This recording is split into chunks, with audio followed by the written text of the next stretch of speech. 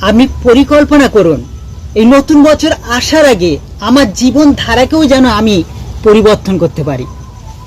ঈশ্বরের কাছে প্রার্থনা করুন যেন আমার এই জীবন ধারাকে নতুন করতে পারি, নতুনভাবে যেন আমি সাজাতে পারি। তবেই হবে আমার জীবনে নতুন বছর পালন করা। নাহলে নতুন বছর পালন করে কোনো কার্যকারী আমরা হবে না। আমাদের জীবনকে তৈরি করতে হবে আগে। আমার জীবনকে আমি একঘেয়ে করে রেখে দিলাম, একের পর এক অপরাধ করছি বা আমার জীবনে কোনো উন্নত করতে পারছি না। কিন্তু আপনি পরিকল্পনা করুন, টার্গেট করে রাখুন যেন আমার জীবনকে যেন আমি সম্পূর্ণ নতুন করতে পারি।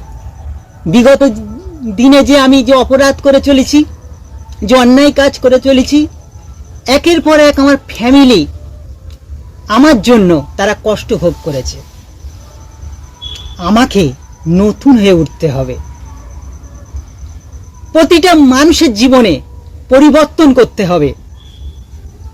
তবেই আমাদের নতুন বছর পালন করা, তবেই আমাদের সেই নতুন বছরকে আমরা সার্থক করে আমরা তুলতে পারবো। শুধু এই মদ খেলাম, আনন্দ করলাম, ডিজে বাজিয়ে নাচলাম, শুধু এটা নতুন বছর নয়, আমাদের জীবন ধারাকেও সেই সাথে সাথে পরিবর্তন করতে হবে।